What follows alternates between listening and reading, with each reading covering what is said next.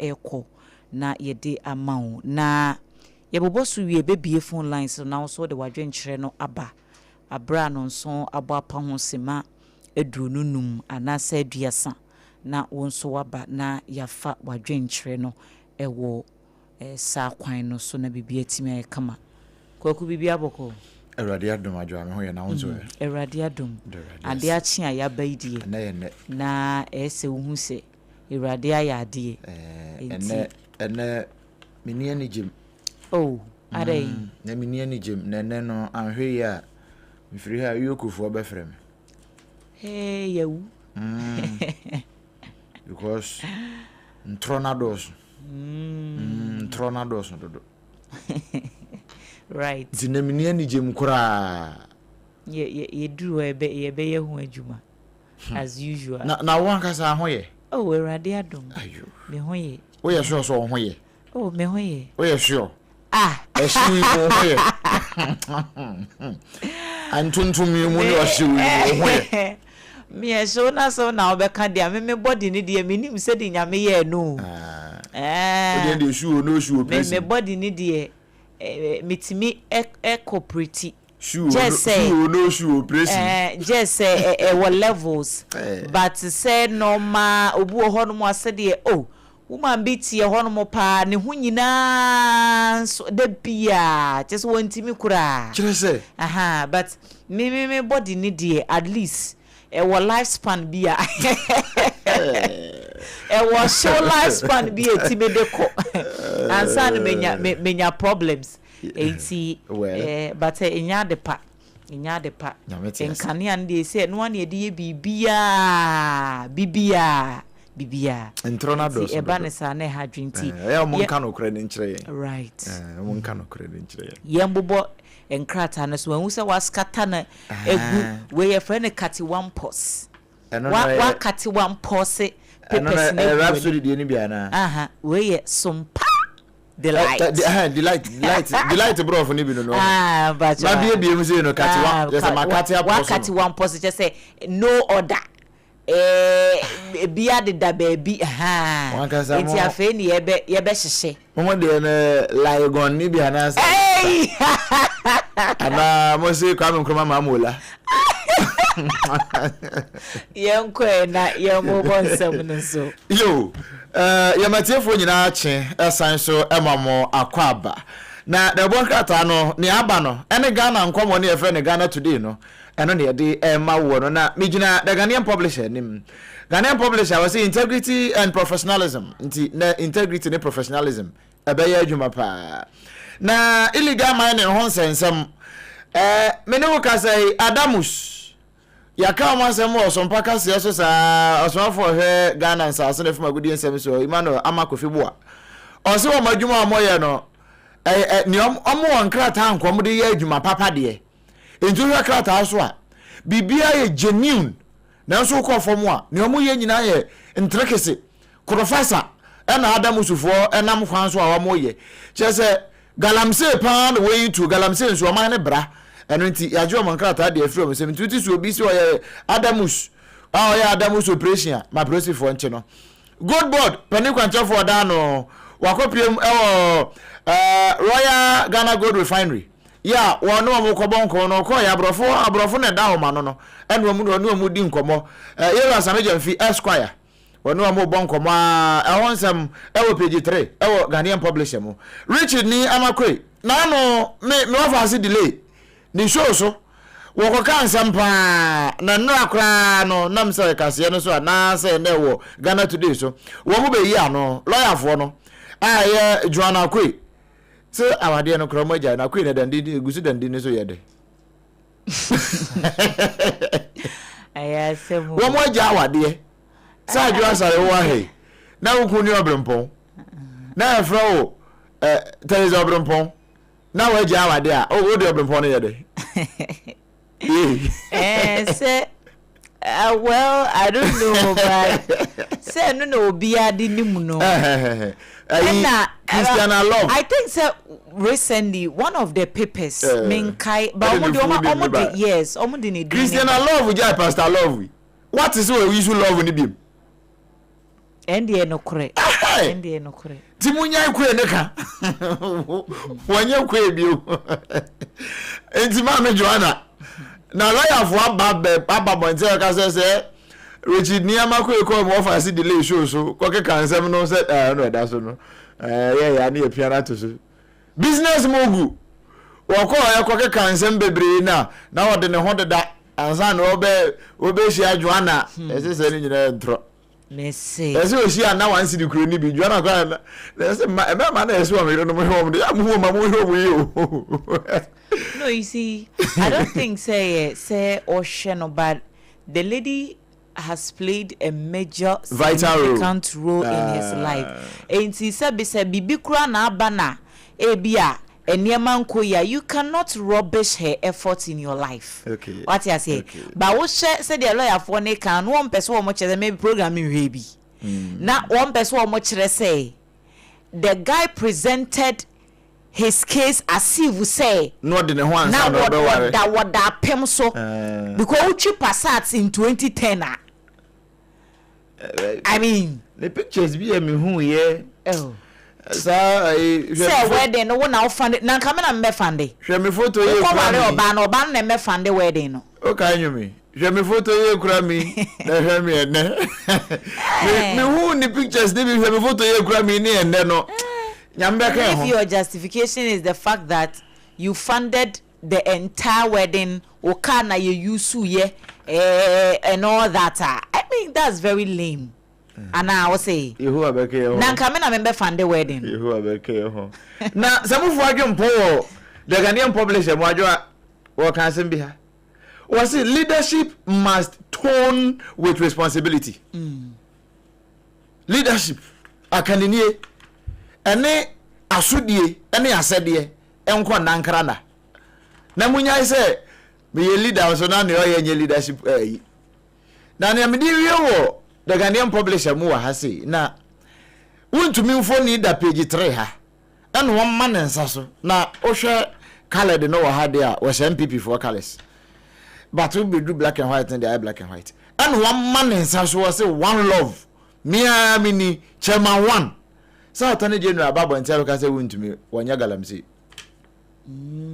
wuntumi not into galamsey attorney general affirms in court eno nkwa no wuntumi so ohunu say eno nkwa ye nkunimdie number 1 e de ma no na bohwi abepie mu ewo daily graphic mu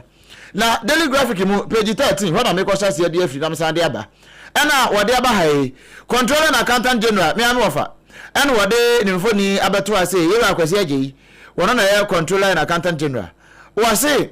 odiati adwatie confront audit interaction with honesty yamfa no kredie say yesi ebu akonta na ye de wo mu aye hwemu no wonsam nyina e ba na ye ka ne yi yamfa no kredie nye binum wo wa ase sensationalism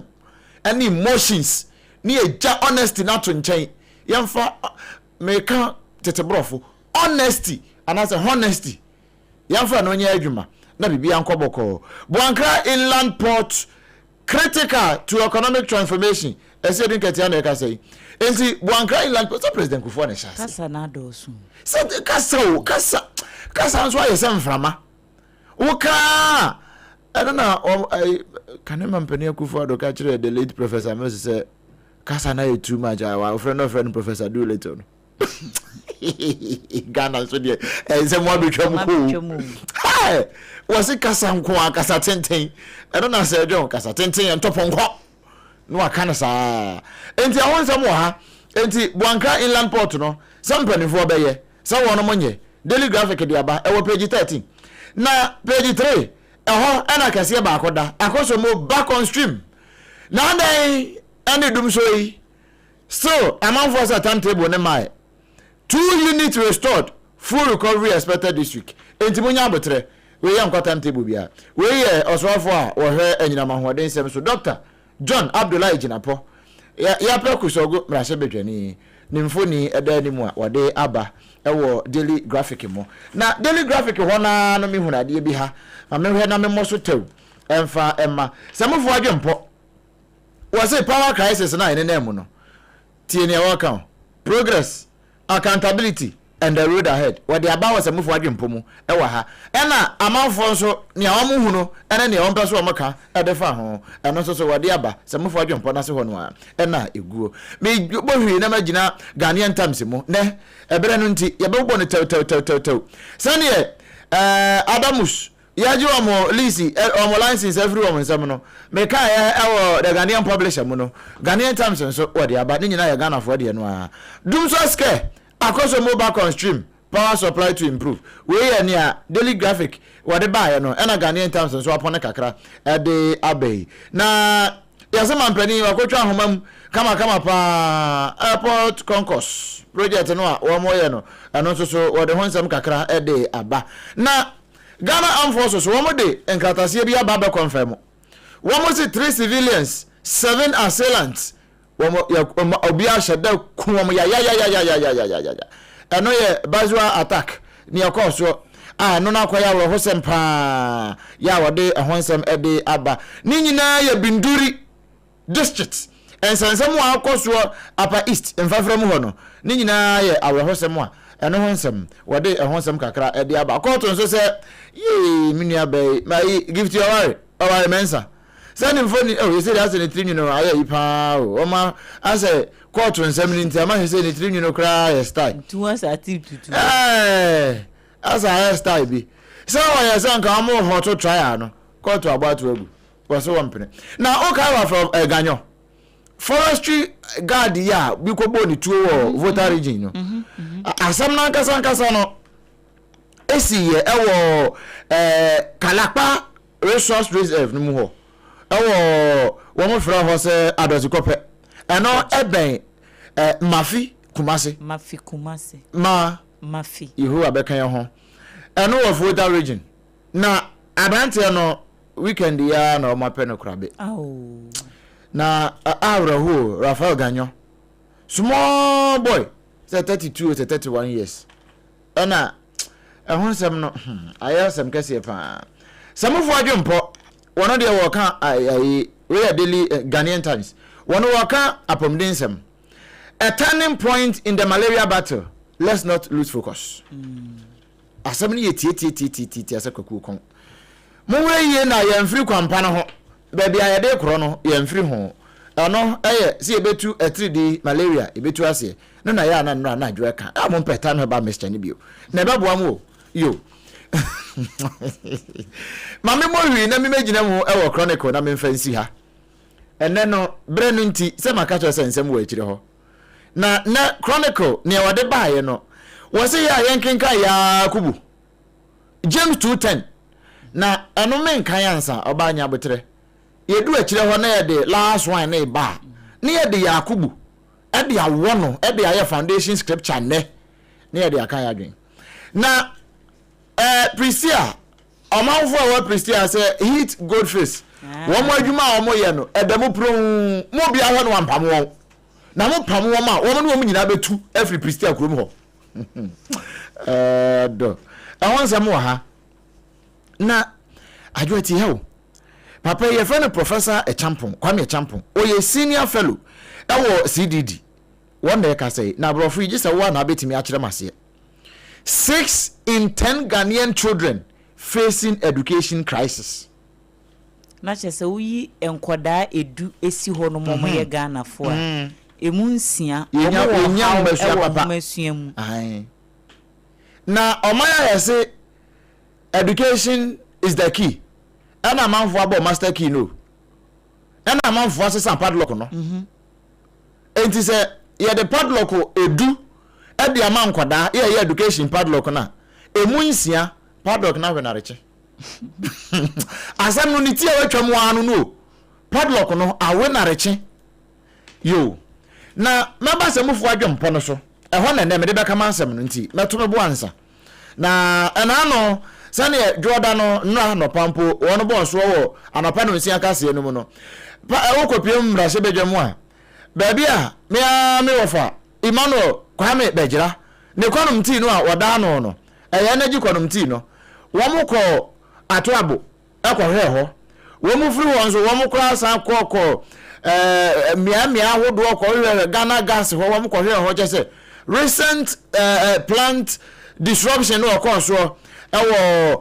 gas supply Ghana gas ho no wom ko hwe ade kudinti a enam so ma eba ne saa inside Africa Nigerian diary na ehonsem terrorists abduct 24 children wey are school for 2 others from Islamic school at Koji Alatao se Nigeria sem no ha adwin am sinti Africa ha kora ne tichupa ne West Africa ha no da ben kora na nima bi etise ne be a thing of the past na no Bishop JY Edu o kan se mi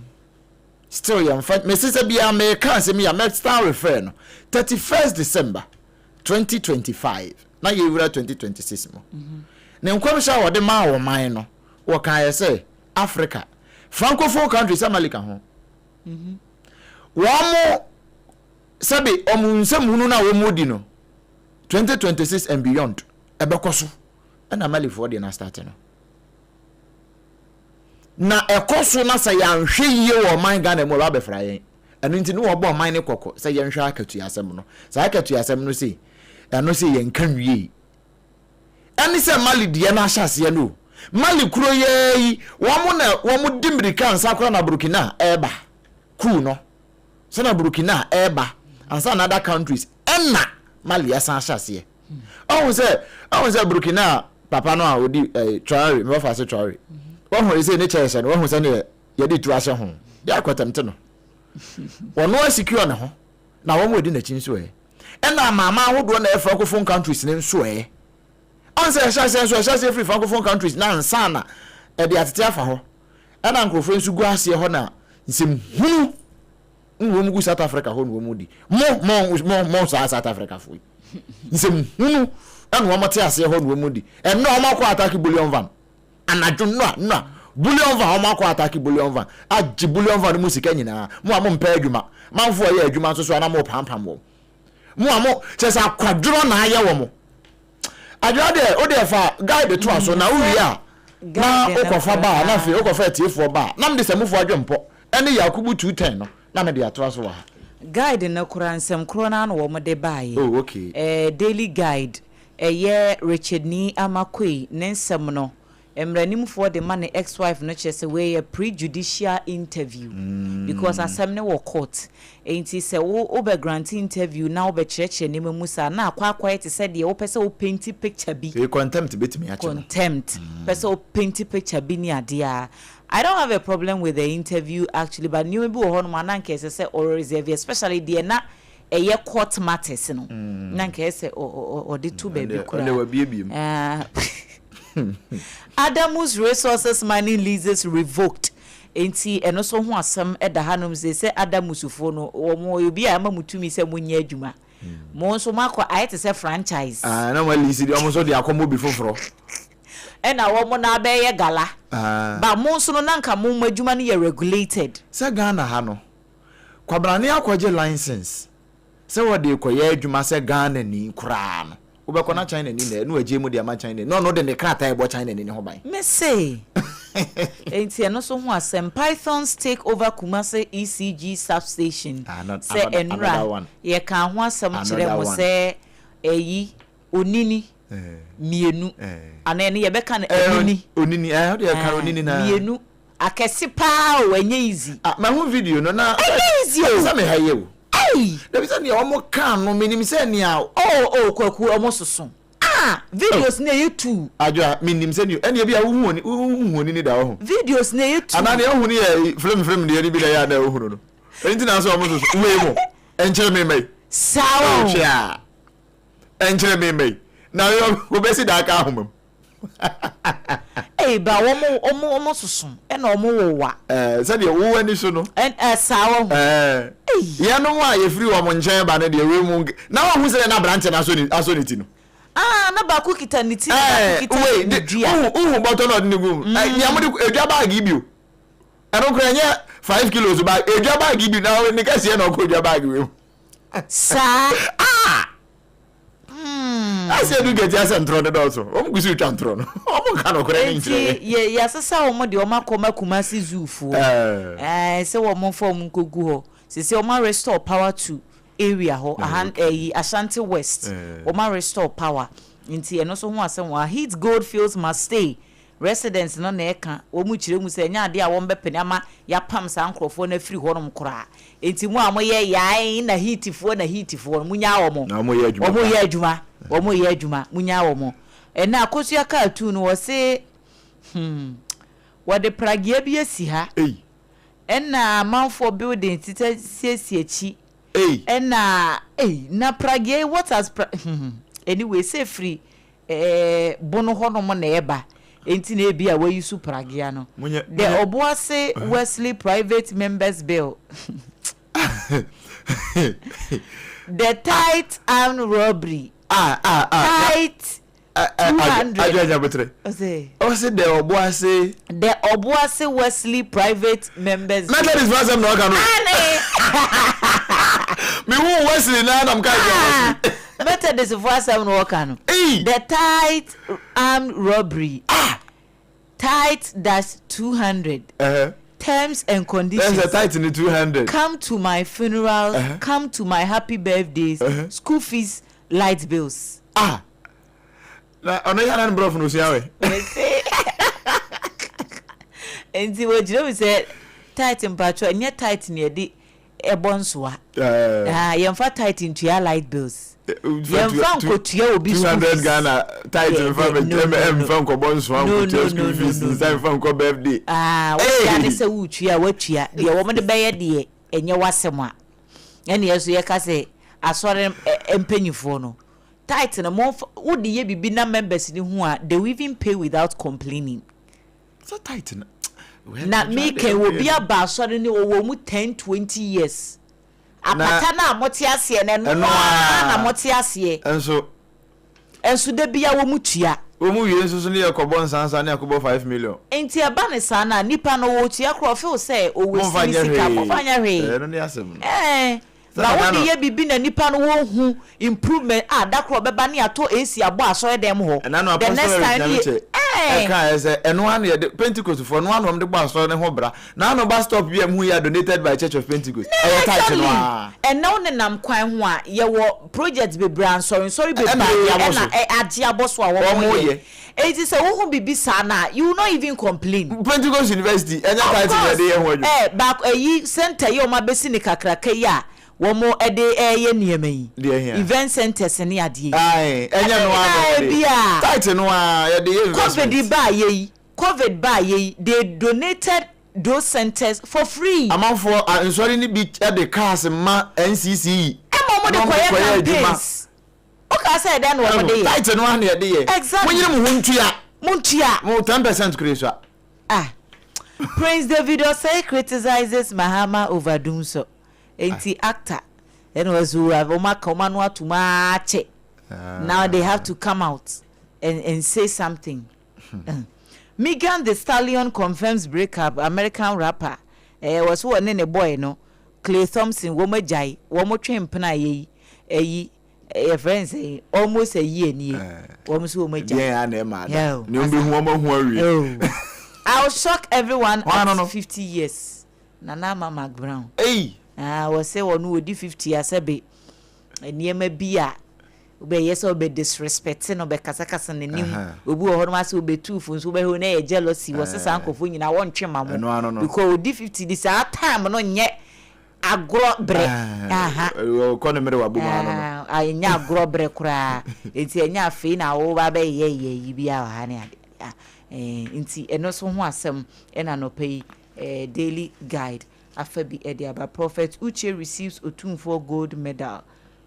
Prophet Eric Boahin Uche when you Otumfo ne dahi we receive gold medal. Enti and also anopay daily guide ediaba minister accused of trespassing dodowa land dispute me ye sure pass eyi lindo klu asem no mu ken sa ho eyi o fa sa line mu ho no a weekend iminya info bi kura ma ye de kase mpo okay dawenya afienya mfinfin ho manka ehwa manka se elindo okulu ayo trespassing abem wo mo koye demolition bi wo afienya ene dawenya mfinfin ho na project a ɛho nsɛm wɔ court ɛna manfo afa akyiri akɔ demolition ɛna me busa sɛ ɛno na one party bi a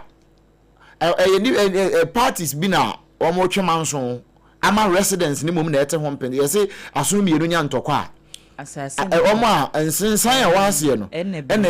brɛ no nsensan ya wase no yɛ ɔmɔ a akɔtɔ nsase asi dan ebi awie ebi wie ebi kura titim